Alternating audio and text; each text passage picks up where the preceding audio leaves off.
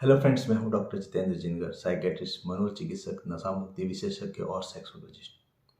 आज अपन बात करेंगे डिप्रेशन की दवाई के बारे में। ये डिप्रेशन की दवाई आपको कितने समय तक लेनी चाहिए उसके बारे में मैं डिटेल में इस वीडियो में बताऊंगा। जैसा कि आप सब जानते हैं कि डिप्रेशन में मन उदास हो जाता है, काम करने की इच्छा कम हो जाती है, थकावट रहती है, कंसंट्रेशन की कमी हो जाती है, सेक्सुअल इंटरेस्ट कम हो जाता है, सुसाइडल थॉट्स आते हैं, नेगेटिव थॉट्स आते हैं, होपलेसनेस, बर्थलेसनेस, हेल्पलेसनेस की फीलिंग आती है। नींद में ज़्यादातर लोगों के कमी हो जाती है, कभी कभी ज़्यादा नींद आती है, भूख की कमी हो जाती है, खाना खाने की इच्छा नहीं होती। तो ये कुछ कॉमन लक्षण है जो कि डिप्रेशन में देखे जाते हैं। डिप्रेशन औरतों में ज़्यादा होता है पुरुषों की तुलना में। लगभग 2 से 5% तक महिलाओं में डिप्रेशन देखा जाता है और पुरुषों में 2 से 3% तक लोगों के अंदर देखा जाता है। अब इसके कारणों की बात करें तो जेनेटिक्स, अगर परिवार में किसी को डिप्रेशन है तो आपको डिप्रेशन होने की संभावनाएं बढ़ जाती है। जैसे भाई बहन को डिप्रेशन है, मदर फादर को डिप्रेशन है, दादा को, चाचा को, अगर किसी को डिप्रेशन है तो आपको डिप्रेशन होने की संभावनाएं बढ़ जाएगी। उसके बाद में डिप्रेशन के अंदर न्यूरो ट्रांसमीटर्स दिमाग के अंदर जो होते हैं, न्यूरो केमिकल्स जैसे सीरोटोनिन, डोपामिन, नॉरएपिनेफ्रिन, इन न्यूरो ट्रांसमीटर की कमी हो जाती है जिसकी वजह से भी डिप्रेशन होता है।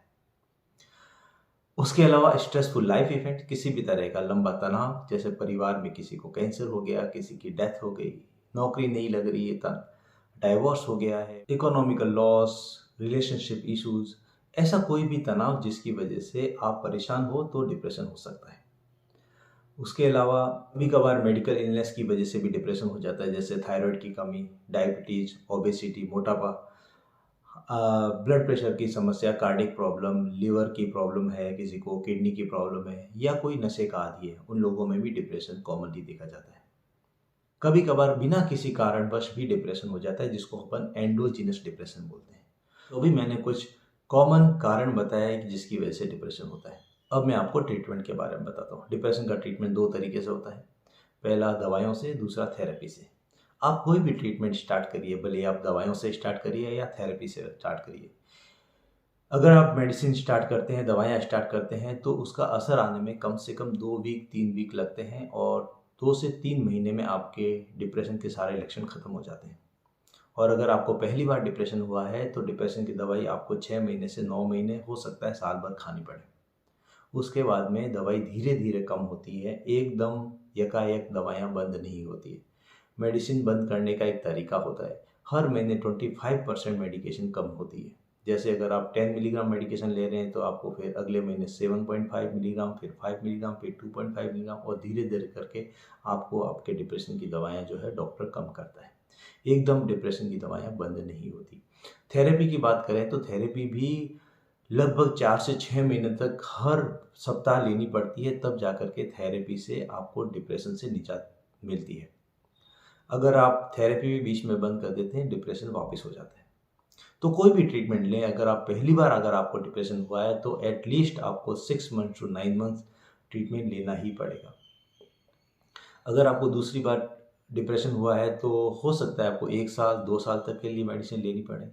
और अगर आपको बार बार डिप्रेशन हो रहा है तो आपको दवाइयाँ लंबे टाइम तक लेनी पड़ती है। हो सकता है 2 साल, 5 साल, हो सकता है उससे भी लंबे टाइम तक दवाई लेनी पड़ती है। अब अपन बात करते हैं किन लोगों को दवाइयाँ लंबे टाइम तक लेनी पड़ती है। देखिए, ऐसा है कि डिप्रेशन के सारे मरीजों में से लगभग 30% मरीज, उन लोगों को दवाइयों का असर कम आता है। तो जिन लोगों को दवाइयों का असर कम आता है तो उनके डिप्रेशन के लक्षण साथ साथ में रहते हैं, तो उन लोगों को दवाइयाँ लंबे टाइम तक लेनी पड़ती है। फिर जिनको जेनेटिक डिप्रेशन है, मतलब परिवार में किसी को डिप्रेशन है, तो इन लोगों को भी डिप्रेशन की दवाइयाँ लंबे टाइम तक लेनी पड़ती है।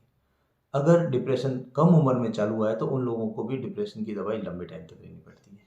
उसके साथ साथ में अगर किसी को मेडिकल इलनेस है या कोई कंटिन्यूस तनाव में है, जैसे डाइवोर्स से सेपरेटेड है, अकेले रह रहे हैं, तो उनको डिप्रेशन की दवाई लंबे टाइम तक लेनी पड़ सकती है। किसी को कैंसर है या किसी के परिवार में किसी को कोई ऐसी बड़ी समस्या है, लकवा हो गया, उसकी सेवा करनी है, तो उस समय रोज़मर्रा का जो तनाव है उसकी वजह से उसको लंबे टाइम तक दवाई लेनी पड़ सकती है। बहुत बार ऐसा देखा गया है कि डिप्रेशन अकेला नहीं होता। डिप्रेशन के साथ में दूसरी मानसिक समस्या होती है, जैसे कि ओसीडी, एंजाइटी की बीमारी, फोबिया की बीमारी, इस तरीके के लक्षण भी डिप्रेशन के साथ में देखे जाते हैं। तो जिन लोगों को डिप्रेशन के साथ में दूसरी और मानसिक बीमारी है, उन लोगों को भी डिप्रेशन की दवाइयाँ लंबी चलती है। जिन लोगों की कंडीशन अच्छी नहीं है, सोशल कंडीशन अच्छी नहीं है, जिन लोगों की इकोनॉमिकल कंडीशन अच्छी नहीं है, जहाँ पर हेल्थ फैसिलिटीज अवेलेबल नहीं है, या जो लोग बार-बार दवाइयाँ बीच में बंद कर देते हैं, या लोग जो है नशे का सेवन करते हैं या नशे के आदी होते हैं, इन लोगों को डिप्रेशन की दवाएँ लंबे समय तक लेनी पड़ती हैं। तो दोस्तों, इस वीडियो में मैंने आपको बताया कि डिप्रेशन की दवाई जो है कितने टाइम तक लेनी चाहिए। मैं इस चैनल पर ऑलमोस्ट सप्ते में 2 या 3 वीडियोस जो कि मानसिक बीमारियों की जानकारी देने के लिए बनाता हूँ। तो जिन लोगों ने मेरा चैनल अभी तक सब्सक्राइब नहीं किया, वो मेरा चैनल ज़रूर सब्सक्राइब कर लें। Thank you so much.